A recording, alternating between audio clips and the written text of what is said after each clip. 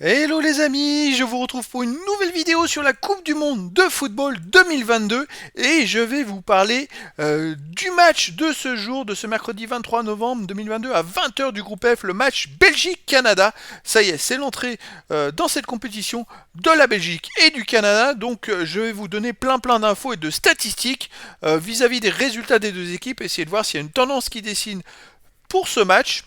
Et comme ça va être très intéressant de comparer les résultats et puis d'estimer, de faire un pronostic sur un futur résultat.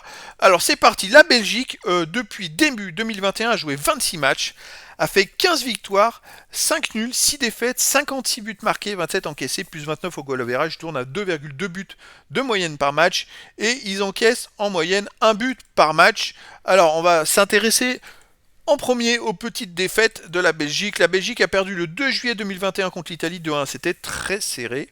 Ils ont perdu contre la France 2-3 dans la nouvelle coupe. C'était, je crois, en demi-finale de la coupe des Nations. Et ils menaient même 2-0 contre les Français. Ils ont reperdu contre les Italiens le 10 octobre 2021 2-1.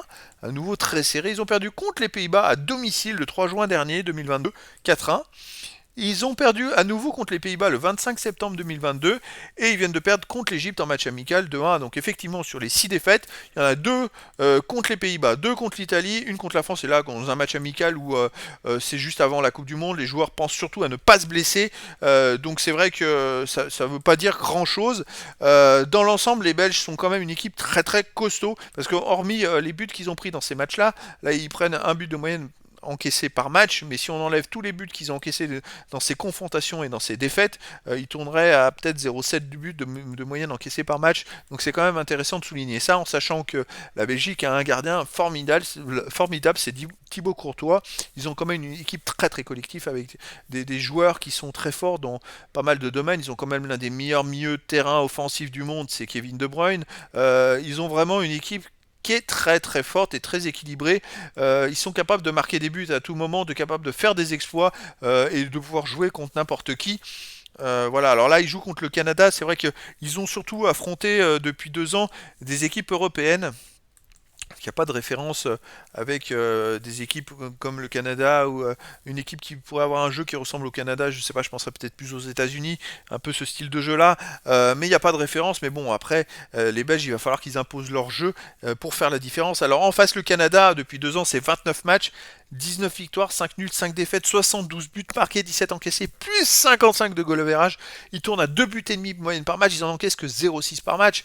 Alors pourquoi autant de buts? Bon, ils ont joué contre des très petites équipes, les îles Caïmans 11-0, Aruba 7-0, voilà. Donc ils marquent énormément de buts contre des petites équipes.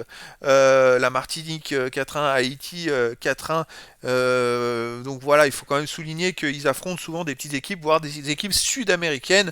Ils n'ont pas perdu tant que ça, hein. D'ailleurs, ils ont fait une lignée de 3, 6, 7 victoires d'affilée, pardon, 6 victoires d'affilée du 14 octobre 2021 au 3 février 2022. Donc ils sont capables d'enchaîner des victoires contre les États-Unis, au Honduras, contre le Mexique, Costa Rica, voilà des équipes qui sont quand même à la Coupe du Monde et ils ont réussi à battre ces équipes. Donc le Canada est capable de battre aussi des équipes qui sont pas forcément du top mondial, mais de battre n'importe quelle équipe. Là, en match amical contre le Japon, ils viennent de gagner 2-1. Ils ont battu énormément d'équipes qui jouent la Coupe du Monde. Hein. Faut quand même le constater. Ils ont perdu contre l'Uruguay ici, mais en septembre, ils ont battu aussi le Qatar.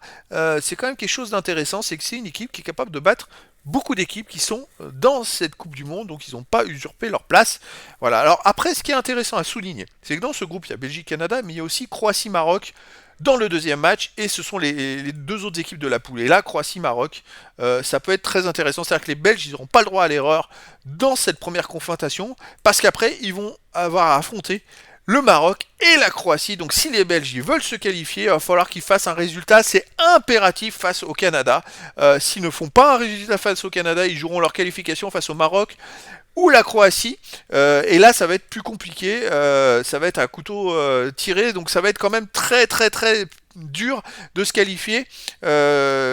Franchement, je dirais même que les Belges n'ont pas le droit à l'erreur s'ils veulent pas avoir le couteau sous la gorge dès le deuxième match. Ça va être tendu. En tout cas, ça va être une belle, un beau match très intéressant. Moi, dans ce match, je vois quand même les Belges plus forts que le Canada. Je les vois gagner 2-1, voire 3-1. Une victoire me paraît un peu logique. Après, tout est possible dans le foot. Voilà. N'hésitez pas à mettre en commentaire dans cette vidéo le score que vous voyez. Ça peut être intéressant de comparer et puis d'imaginer, puis de voir après le résultat, ce que ça peut donner. En tout cas, ça va être très très bien aussi d'analyser un petit peu les statistiques des deux équipes pour voir une tendance pour la suite de la compétition. Mais là, c'est vrai que pour moi, vu la confrontation qu'il y a dans cette poule, la Belgique affronte l'adversaire le plus facile dès le premier match. Il y aura ensuite deux adversaires difficiles. Donc pour moi, ils n'ont pas le droit à l'erreur. Il faut absolument qu'ils gagnent pour avoir une chance après de se qualifier pour les huitièmes de finale. Sinon, imaginons qu'ils perdent derrière. Je ne sais pas qui ils affrontent. Je crois que c'est le Maroc au match 2. Imaginons que le Maroc perd aussi contre la Croatie. Ben, ça va être un match vraiment où les deux vont devoir gagner le deuxième match parce que s'il y a match nul, il y a des chances que les deux ne passent pas au tour suivant. Et ça se trouve même le Canada créerait une surprise s'ils battent les Belges. Bon, j'y crois pas trop. Mais donc pour moi, les Belges sont plus forts, devraient s'imposer. Et c'est vrai que vu la configuration de la poule, ça serait quand même mieux pour eux en vue d'une qualification pour les huitièmes de finale. Voilà les amis, je vous dis à très bientôt pour une nouvelle vidéo.